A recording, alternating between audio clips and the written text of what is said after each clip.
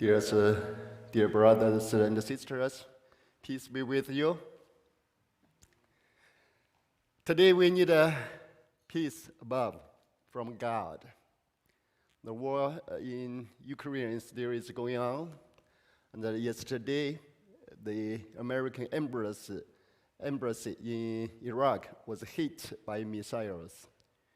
We didn't know what will happen in the future, but today we do know we need God's peace. Today's reading scripture passage is Exodus 9:16. But for this purpose, I have raised you up to show you my power, so that my name may be proclaimed in all the earth. Second passage, Joshua 2:10.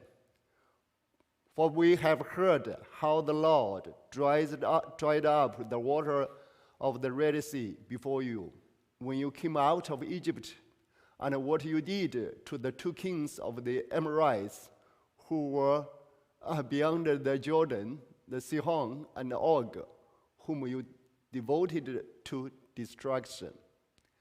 And as soon as we heard it, our hearts melted, and there was no spirit left in any man because of you. For the Lord your God, He is God in the heavens above and on the earth beneath. Two passages. The passage in Exodus is about proclamation of God's name and also His power. Second passage talking about the response of the proclamation. Two events about 40 years apart. What happened in Exodus? When God sent Moses to lead Israelites out of Egypt, he was reluctant. He didn't want to do it. At that time, he knows he has no power to do it. He was not able to finish the project. Eventually, God sent him back to Egypt. At that time, we know our God is the self-revealing God. He took initiative to reveal who He is, what He will do. During that period, and also, God uses different people, even His enemy, to proclaim His name and also His power. In the Exodus, the Pharaoh, who is the Pharaoh in the Exodus? The scholars still has debates, but most likely it's Moses III. This Pharaoh is regarded as the greatest king in the ancient Egypt. Today, we have some information about this king. According to Britain encyclopedias, the king, he reigned about 1479 through 1426. But another date is a few years different. He was regarded as the greatest ruler in the ancient Egypt. He was a skilled warrior who brought the Egyptian empire to the zenith of its power by conquering all of Syria and also crossing the Euphrates to defeat the Mitannians and penetrating south along the Nile River to Napata in the Sudan. He also built a great number of temples and monuments to commemorate his deeds. Actually, his father, Thutmose II, died at his young age. So when Thutmose III became a king at a very early age, at that time his mother took the power, like instead of him. Years later, he became a real king, and he launched many military campaigns. And this short passage told us he conquered all of Syria and crossed the Euphrates and defeated another nation. And to the south, he conquered a lot of area, even to Sudan. So this Pharaoh, perhaps Moses knew him. Moses understood how difficult to lead the Israelites out of Egypt. In human eyes, it's almost impossible to do it. However, we know it's God's work. The Egyptians experienced the plagues one by one until the 10th plague. The king eventually gave in. And also we found a relief, despite what he did on his enemies. So Moses eventually said, okay, let them go. That's God forced him to let his people go. 40 years later, what will happen? 40 years later, the people in Canaan responded with fear and trembling. Actually, we didn't know what really happened, but we do know. 40 years later, the people in Canaan, they remembered, they were told what happened in Egypt. Today, if we share a gospel, if we pass a message, we wanted to see what will happen tomorrow. Like today, we sow seeds, we water crops. We want to harvest tomorrow or days later. But what happened? Like 40 years ago, God proclaimed his name through Pharaoh, the greatest king. Until 40 years later, we see what happened. The people, they responded with fear and trembling. Rahab told what happened. But Rahab responded with faith. He knew what happened. He knew the God of Israel is the God of heaven and earth. So it's very different. Today, each one of us, as a believer, we are called to proclaim his name, his power. And we do not know who will respond and when they will respond. But our duty, our job is to proclaim his name, his message. For us, each one of us, for our church, PCAC, God raised us up for what? Third, he was raised up. He is the greatest king in the ancient Egypt. But eventually, his name,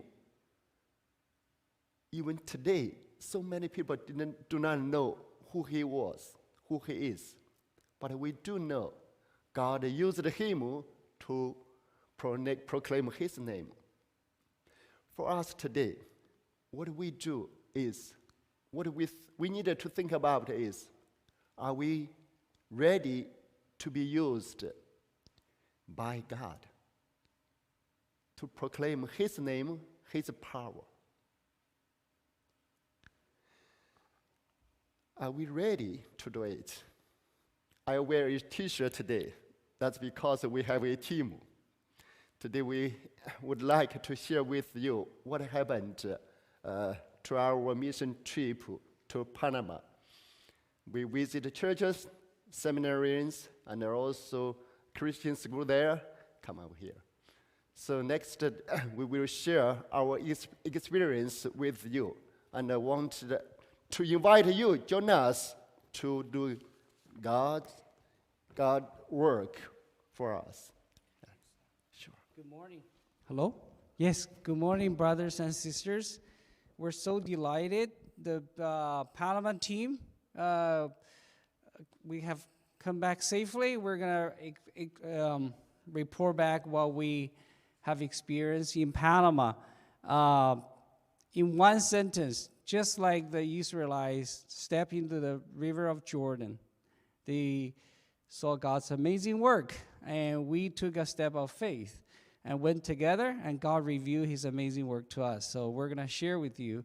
So first of all, why we go Panama, right? Before we went, Peter came here, the missionary, and he told us a couple of things. He said he founded a Christian school with 800 kids, and most of them are Chinese non-believers, and plus their parents, they have probably 1,000 people, and that's open to gospel. It's Panama, so it's a free country. Also, they mentioned about there are 300,000 Chinese people there. That's all we know. Chinese people, a lot more than in Plano and in northern Dallas. And then they have a campsite built by his missionary organization. Also, he's the founder and chairman of the school. So I first thought, okay, yeah, he's going to go there end of February, so maybe I, as a leader of mission, I can go to check it out. I'm the spy, right, to find out. But then God moved the heart of Pastor Fu and Sister Jen. They're part of the missions team. So they say, we want to go as well. Well, so that's great. I say, praise God. Of course, I'm happy to go. And then Carol and Alan, it's our spouses also decide to go with us because they don't want us to go alone. So that's how we went, okay? And this, you guys saw maybe these 2 slides from Brother Peter. The school started with 27 kids in 2002. And their peak time, almost 1,000 children there. And as of now, they have 807 when we visit them. And 80% of them are Chinese speaking, Cantonese specifically, probably most of them. And then with their family, we have about 1,000 people that we can share the gospel with. You may be a little bit familiar with Panama. It's in Central America. As you can see, it takes 6 hours from Dallas to Houston and then Panama. It's not that far. And Panama actually is in a strategic place. It connects Northern America and South America. And also it connects Atlantic Ocean and the Pacific Ocean. So it's kind of a hub of East and West and North America and Central America. Very strategic. And it has a population about 4.3 million. Not very big, but almost like 8% of that is Chinese. They use US dollars, which is very good, speak Spanish, and 29,000 square miles. Very long stretch of land. Panama, you guys all know what it's famous for, right? The canal. This is called one of the 7 wonders of modern world. So this canal was built more than 100 years ago. They're still using the old technology and equipment to allow the ship to pass the ship locks and go through the oceans.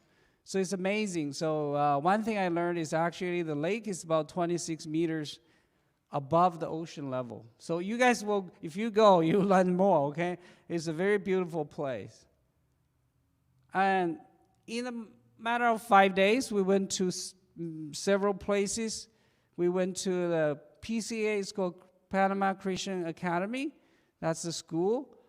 And then we went to the camp, Living Water Camp, and went to 3 Chinese churches, Chinese Christian Church. This is two Alliance churches, Alba Rio, and then Cerro Vinto. And also we went to a seminary.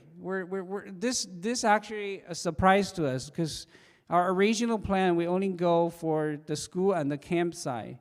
But God is good. He has connected us with the pastors and also Bible Institute. So we met at least three pastors and 3 churches. So more than we expected. And now I'm going to hand over to Sister Jan on the,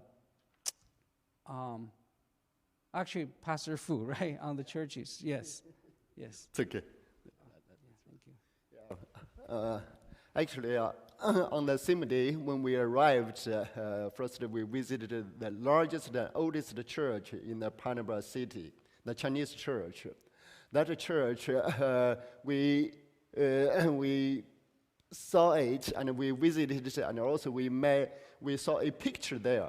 This picture, record what happened 10 years ago.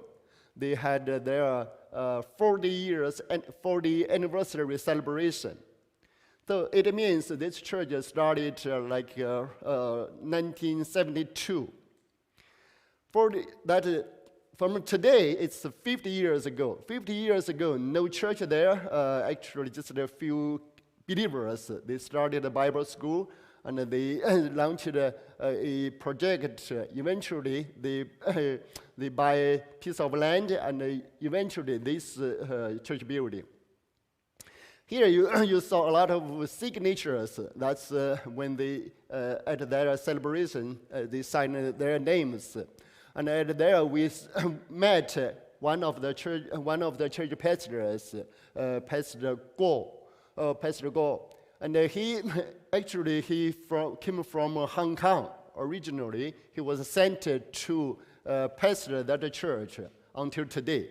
And he also helped other churches as well, Bible school there.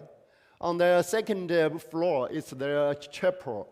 They worship there, and the capacity of that second floor is for about 400 people.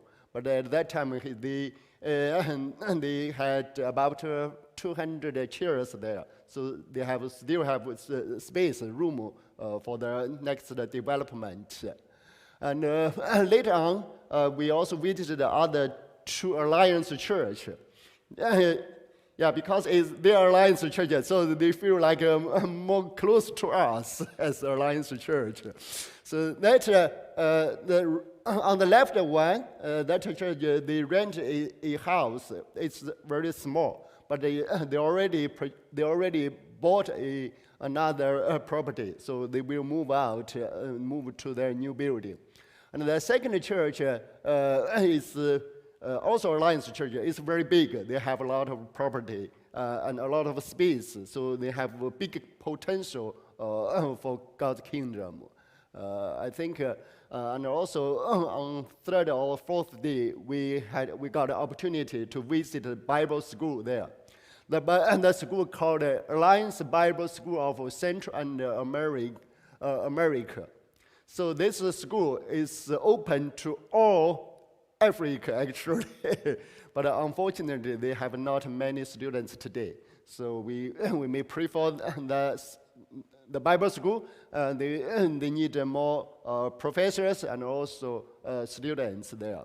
And at that, we met a beautiful girl, and she has a beautiful story. Ellen wanted to share with us, I think. Oh, that's later. So later on. Yes, our team arrived at Panama on February 21st. So the second day, we can see the picture, the left one. So there are so many books and toys, which we thank you so much for brothers, sisters, especially 10 Plus family, download books and the toys and games in very, very short notice. So you can see all the books here will help their future nursery. And the left side, the lady is, her name is Sophia. She's a director of public relations in that school. On the right side, gentleman is a brother Peter. And we can see the picture on the couple here. They're missionaries. The brother is name is Wang, and he is a carpenter. And his wife is Alicia. She's a teacher. She teaches at the PCA. And both of them became missionaries to Indonesia a few years ago. Right now, Alicia is expecting a second child, so that they will have their baby in April. And I think this year fall, they will go back to Indonesia again. And we can see the picture. This baby is Lucas, is Wang and Alicia's first child. And the toys, probably some brother, sister familiar because you downloaded, and it's such a blessing for Lucas. And his father built a playground for PCA, and also he built a playground and small buildings back in Indonesia a few years ago. And it's a blessing for that school. And the PCA, I think in the future will be a blessing for our church, PCAC, because they invited our church youth to have a camp, summer camp at Panama in this Christian school. So I think our kids go there to help their kids, also help our kids grow. So this is a blessing of a circle. Here we can see the building is a cafeteria, also the basketball courts. On the right side is the education building. And we also met a principal. His name is Jose. He has been teaching in PCA for 10 years. Also, he's a pastor. In the weekend, Sunday, he serves at his church. So this beautiful picture is a living water camp. Can you believe 5 years ago, this paradise was a wild jungle? Pastor Randy and his wife is a missionary in Panama for 34 years. And 5 years ago, he had a vision. He wanted to build a campsite to help the local churches. And for past 5 years, he led his wife, Donna, and his 3 sons and 3 daughter-in-laws to build and manage the campsite. And also, there are so many volunteers come from America, Canada. They help in the varieties of ways. Some are go 1 week short mission trip there to help them build a cabin or build a pergola or pavilion.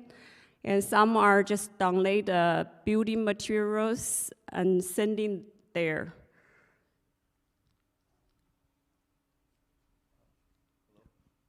Yeah, I'll let Brother Alan to share this story on the right side, a 3 old pastor to help the campsite.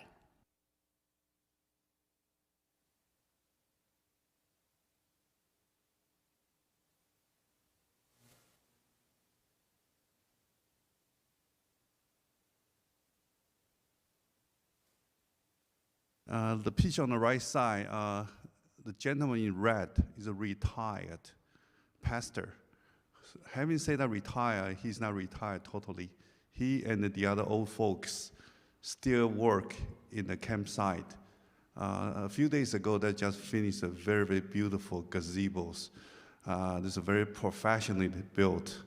The pastor Randy, next. Oh, okay. Okay, and more comment on this one. He is the one who brought Pastor Randy and his wife and 3 sons plus sister, daughter-in-laws to build this beautiful paradise-like living inside the camp. He's the one Pastor God's calling to Pastor Randy. He waited for Randy for many years before Randy committed as the missionary. Okay, next. This cabin on the left side has 2 full baths and with a 10 bunk bed, which house 20 person. I think it costs about $25K. The rest, the labor, most of them from the volunteer from the U.S. church. $25K can build such a nice cabin. It's unbelievable. Next. On the left side is a dining and the activity center. The big, huge pavilion about the size about, let me see, maybe 25 yards to 50 yards. The 3 brothers and the sister-in-law, they spend time build level the cement slab and the restroom and the kitchen. And the volunteer from the USA come here to build the pavilion. Guess how many days? 3 days they finished this one. When they told me the story, the only thing I can say is nothing is impossible in God. The center field is the soccer field. The kids come to this campsite, can play soccer. And the right side is a recreation room, which has a pool table and ping-pong table. Next. Latin music is my passion. The first time I heard it from the radio. And I think those the people who are parents has a very good opportunity.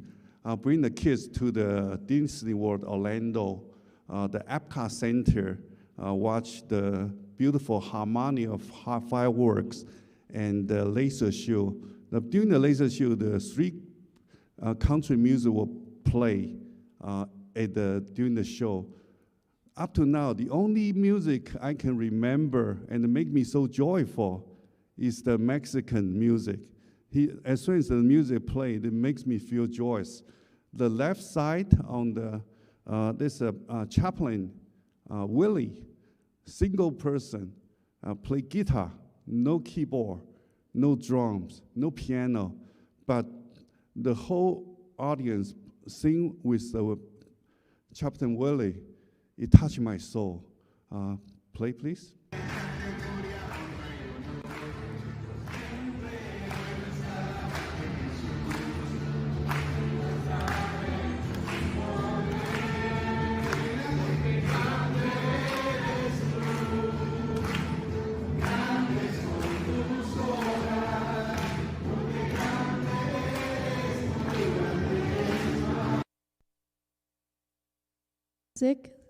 So beautiful. Yeah, we enjoy the worship even we don't know the language. On the right hand side is after the praise, Brother Peter shared his vision to all the staff, and he has a lot of practical visions for the school. The school is in a good shape, but he wants to improve it more. He wants 3 years. They want to have a new nursery for the staff, want to have a new auditorium building for the gathering, because the one you see that is open and is next to the highway, so the sermon is not very clear. So, and he also wants to build the indoor multi-purpose gym. that's the so that they can play basketball, and they can do a bigger gathering there. And also he want to have a school chapel so that the student and the teacher staff can have worship in the school.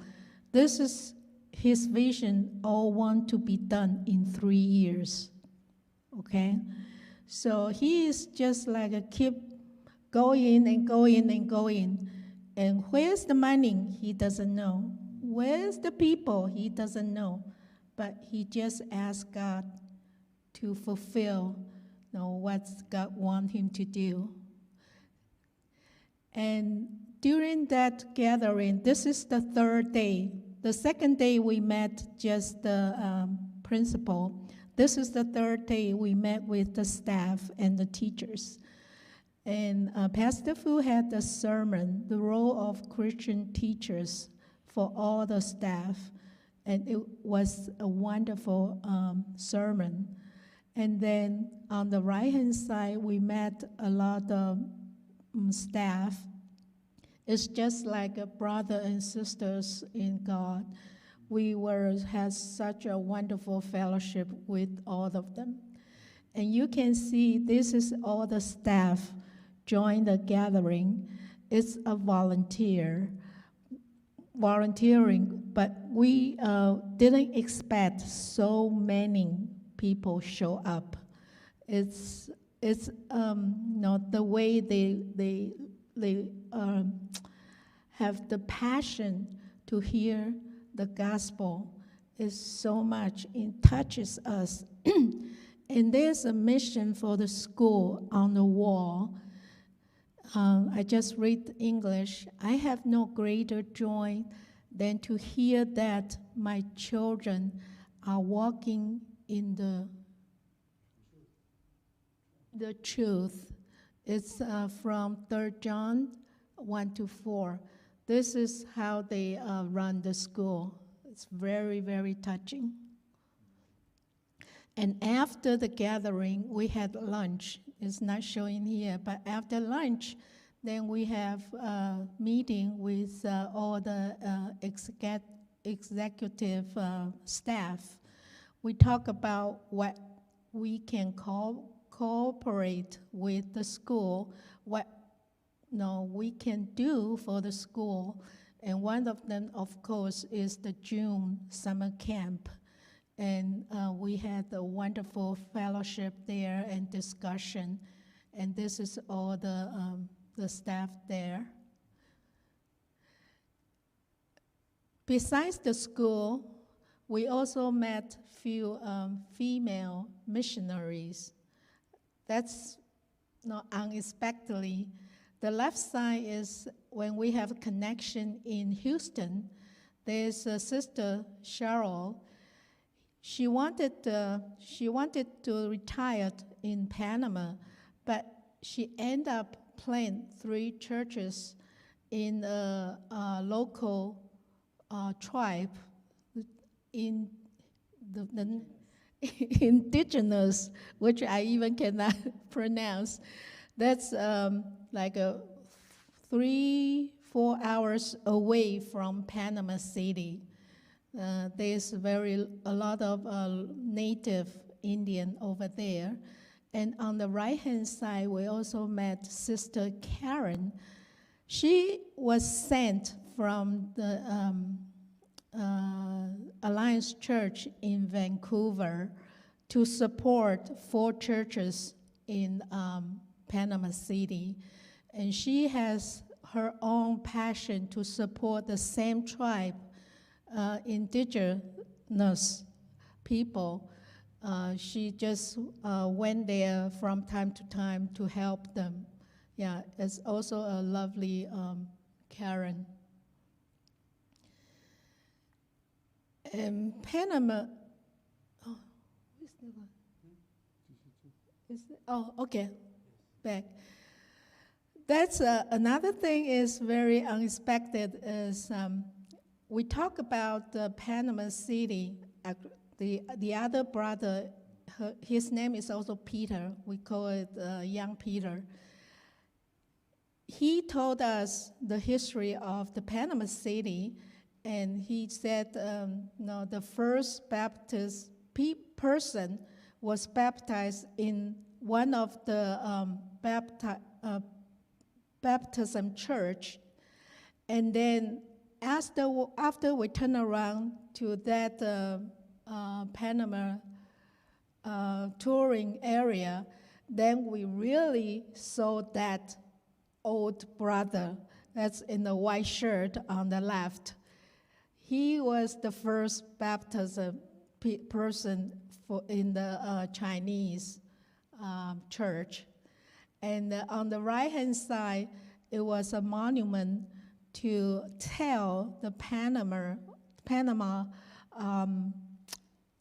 countries that the Chinese settled down in Panama earlier than the Panama's history. It was 150 years old when they built this monument, but when we got there, it's already 170 years.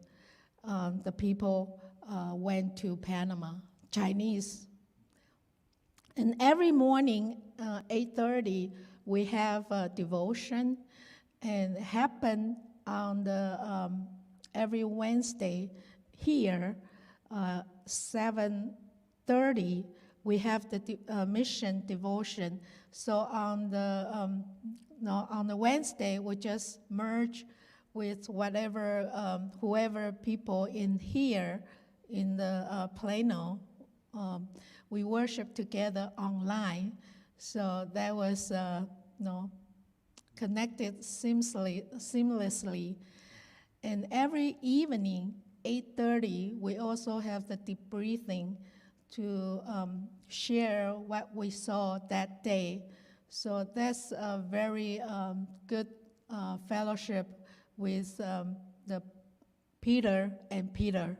There's the big Peter and the little Peter, okay? And during this trip, we developed not only fellowship with two Peters, we also developed the the relationship between 5 of us. As you can see this picture, I don't know what they are doing, but they must talk in something they don't want us to hear.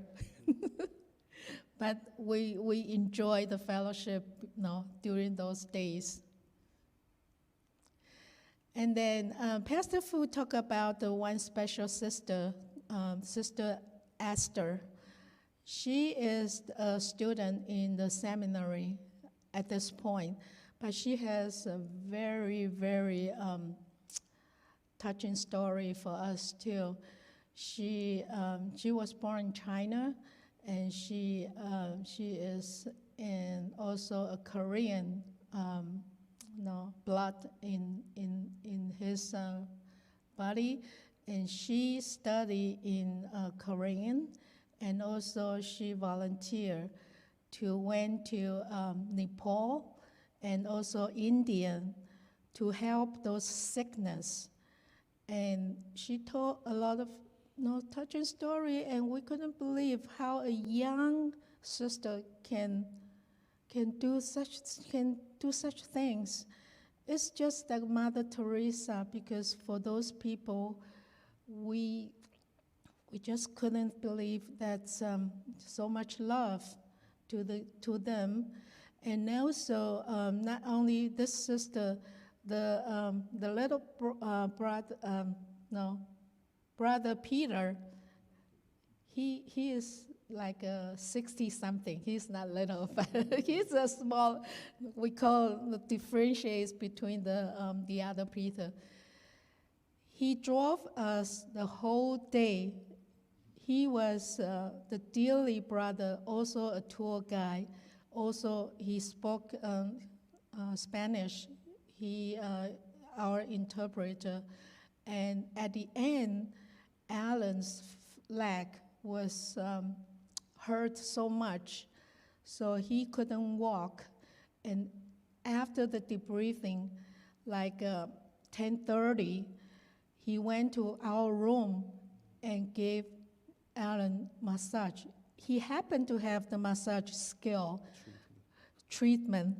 So Alan has special treat for 2 hours. And then when he went back to, Peter went back to his home, it's past the midnight.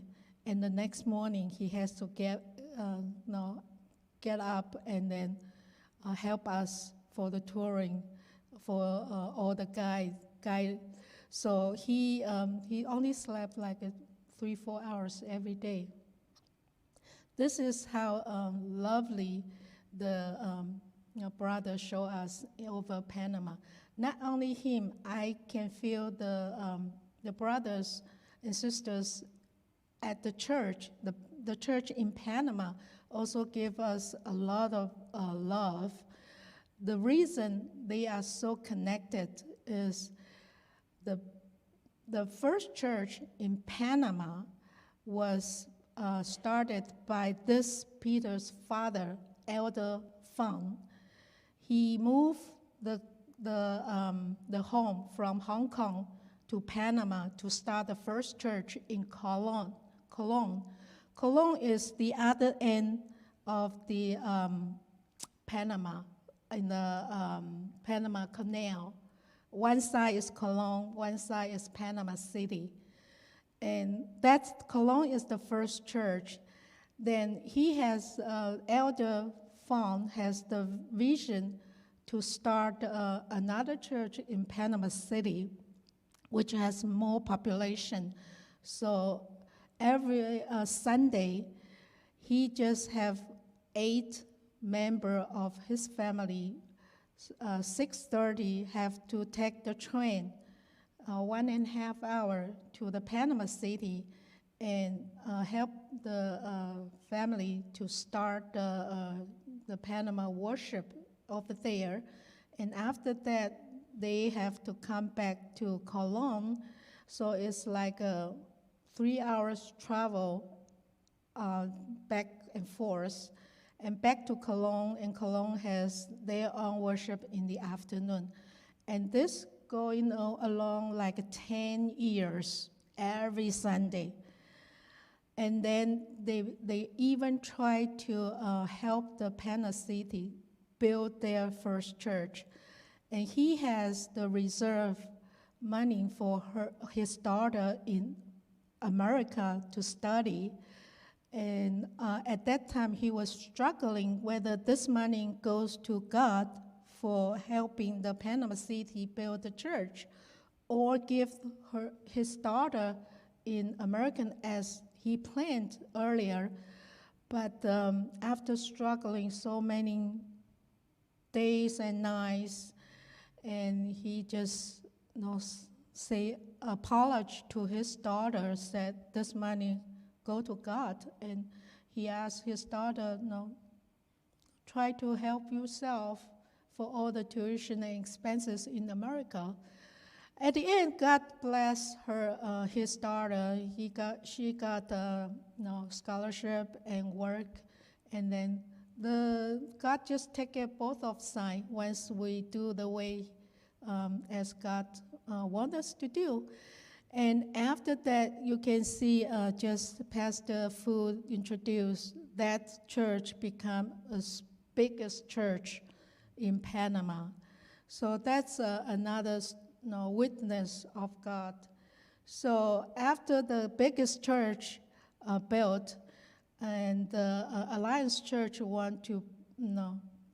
Frontier want to build Alliance Church. So this biggest church, which is independent church, have 3 mature couple to help the Alliance Church build the Alliance Church over there. So their relationship between church is like one planted one, and the other one planted the next one. So that's why the brothers and sisters in their churches, between their churches, are so connected. We went there and we didn't expect so many brothers and sisters in different church host us so warmly. That's why I feel like this is what we can learn from the Panama City's church. Okay. Oh, thanks, Sister Jean. As you can see and hear that we have so many stories like that touched our hearts. Well, the last day we went to the beautiful Amador in Panama, so and then the canal, also. So it's a great time. We need to have some fun. So anyway. Okay, what do we learn from this mission trip? As the Bible said, it opened our eyes and look at the fields. They are ripe for harvest. First of all, we have 1,000 Chinese alone in that school that most of them are not saved. Most of them need nurturing in their spiritual growth. So that's ripe, and they're open for us to help them.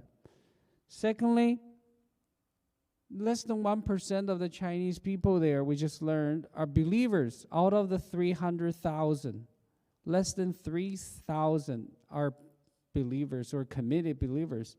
So there's vast opportunities we can do as a church and maybe with other churches.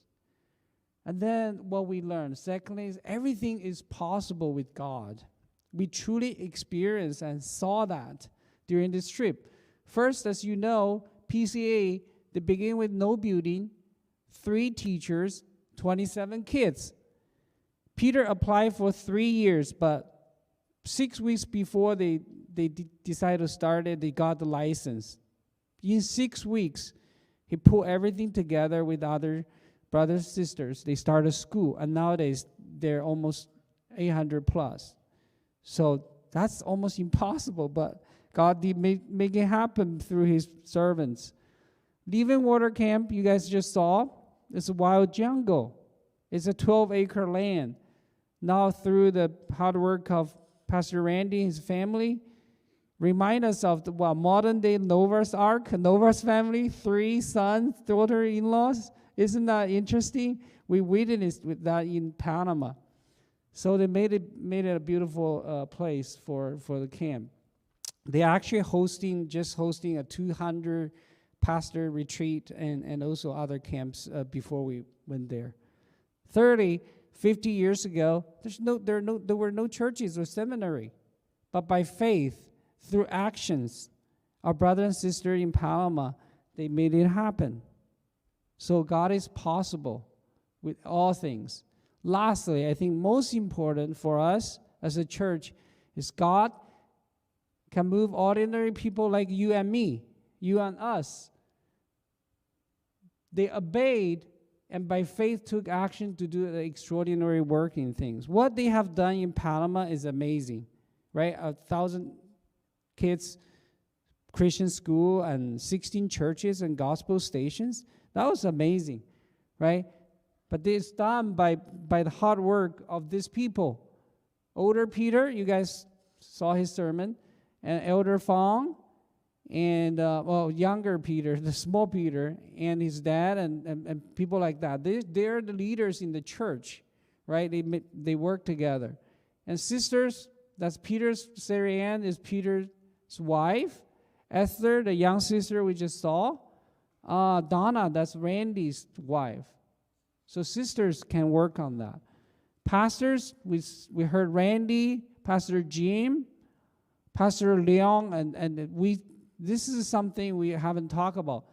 Pastor Leong Senior, he went to Panama to plant churches, Alliance churches, when he was 80 years old. And he decided to plant 2 churches. Guess how many he planted in the end? 4. He was 80 years old. And he went to Southern America, all the Chinese churches there, to organize a mission conference with another brother. He doesn't even speak Spanish. He's 80 years old. So do we have excuses? So that's pastors also led by example. And his son, which we met, that took over his leadership in Panama to pastor the Alliance churches. So that's the junior Leong. So pastor also set a good example. And missionaries, Cheryl, the retiree, Karen's sister, Alicia. These are all ordinary believers like us, but they have a heart to serve. And then lastly, all the teachers, volunteers, and brothers, sisters there, local churches, they're the ones that made all this happen by faith to our God, right?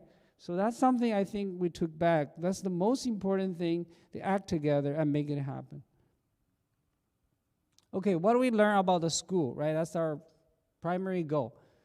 The principal shared with us that kids often ask why Christ and what's the need for trusting Jesus. Even though they're in Christian school, they have Christian curriculum, but a lot of times they still don't know how to live out their faith in their daily lives.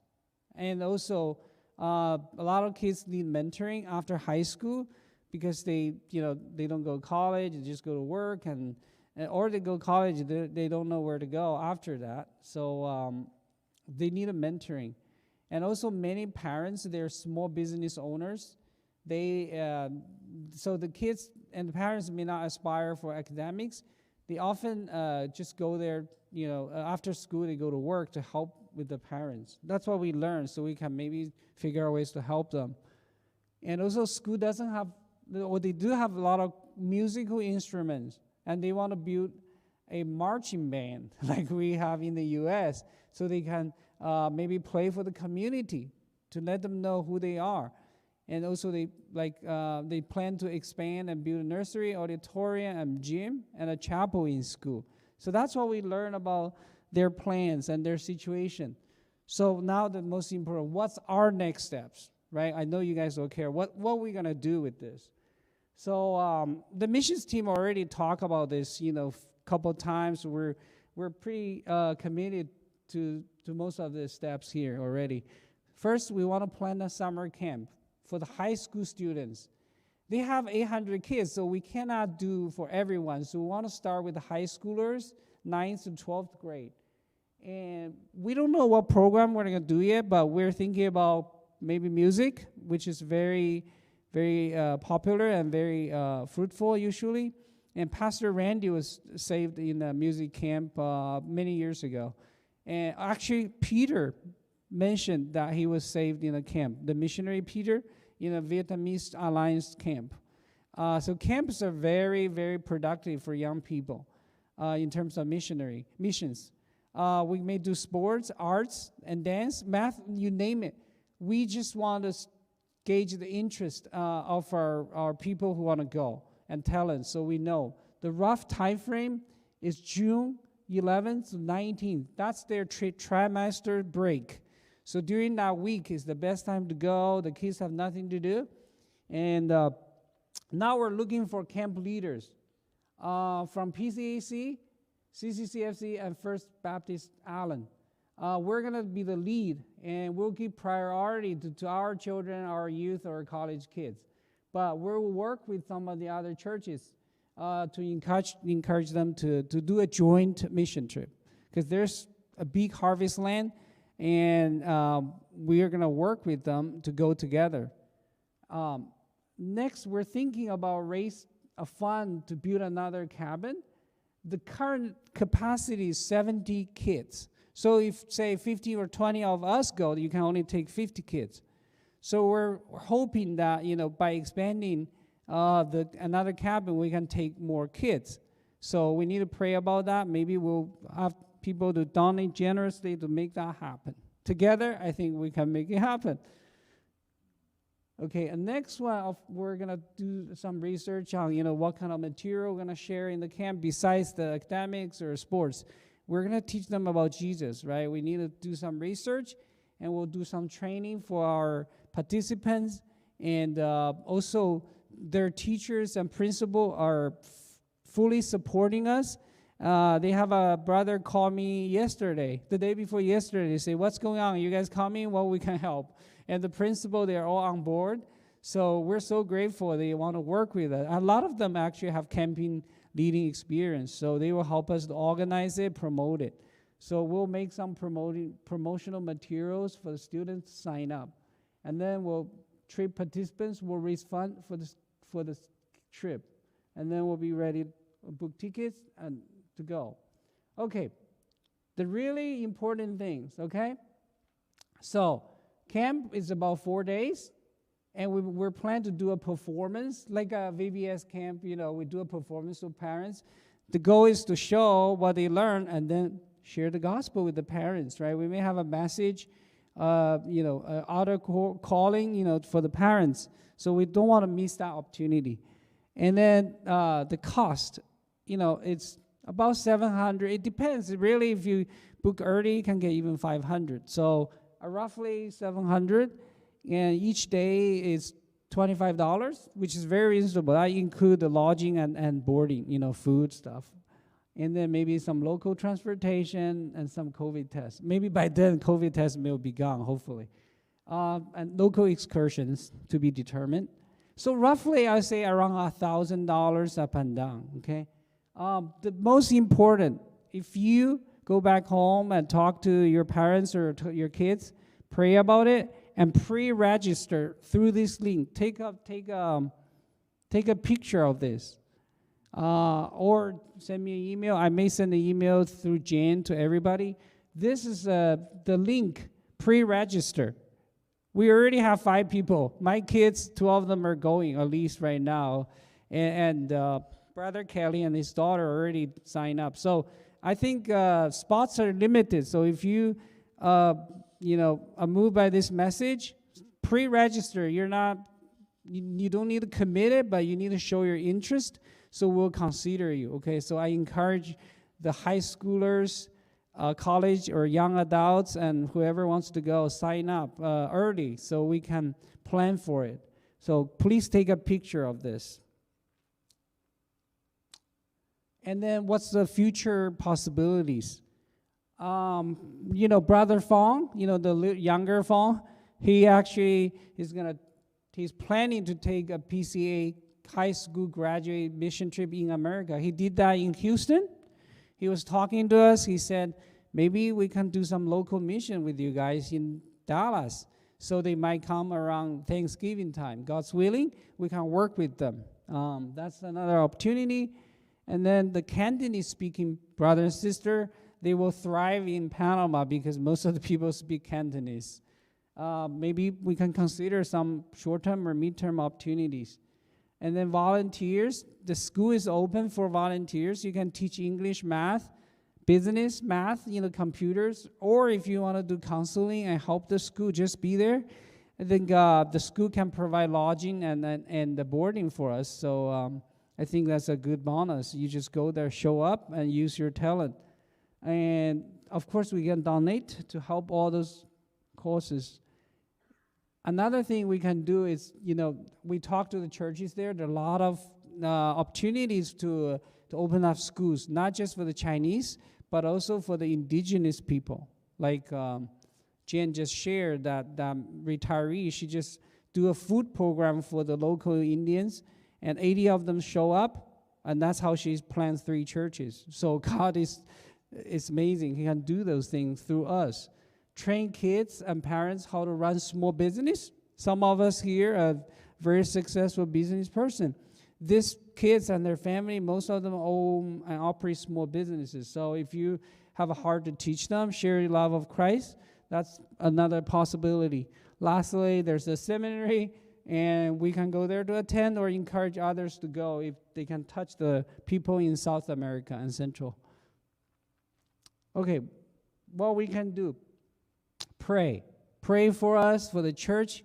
We'll follow God's leading to carry out, to take actions. And then we can go with joy and love and strength together.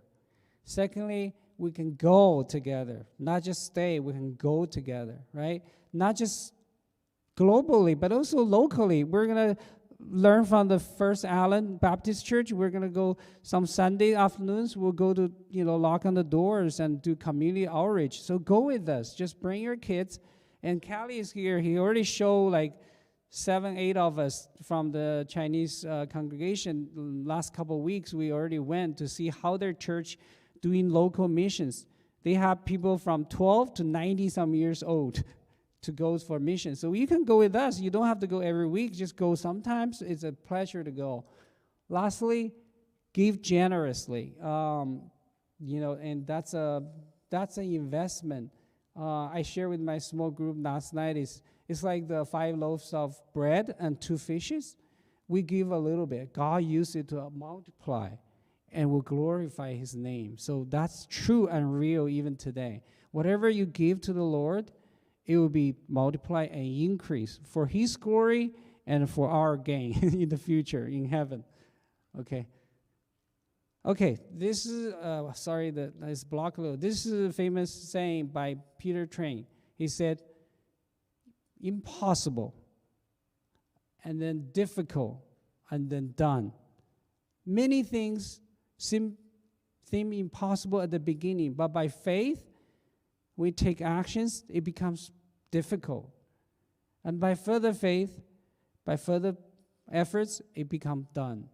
So I would like you start to encourage each one of us to think about it, the impossibilities, because we have an extraordinary God. Okay, thank you all. Have a blessed day.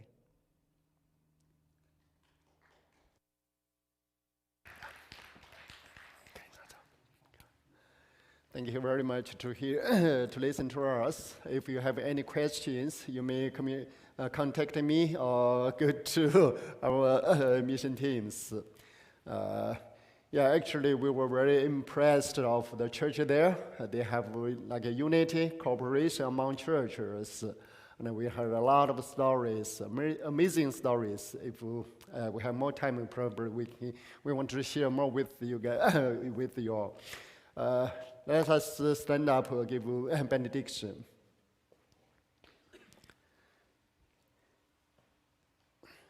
May the grace of our Lord Jesus Christ, the love of God, and the fellowship of the Holy Spirit be with all of us from now on to evermore. Amen.